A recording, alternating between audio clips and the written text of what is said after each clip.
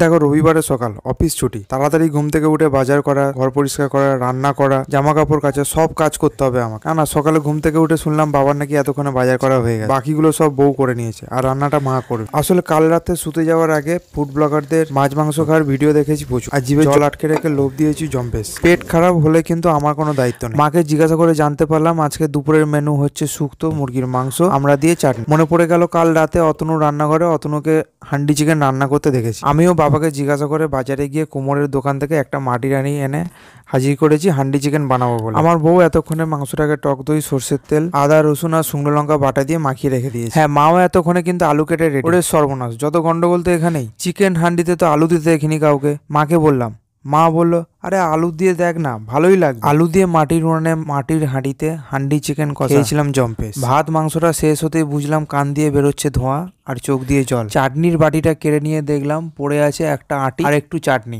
ওটাই দিয়ে যাকে আগে ঠান্ডা করলাম। পুরো স্বর্গ। এবার 1 ঘন্টা ঘুম, তারপর চলে গেছিলাম একটু হাঁটতে। দেখো দুপুরে যা খেয়েছিলাম সেটাকেও তো হজম করতে হবে নাকি। দেখো তোমরা কিন্তু হাঁটতে যাওয়ার আগে ভিডিওটা একটা লাইক করে চ্যানেলটা সাবস্ক্রাইব করে তবেই যেও।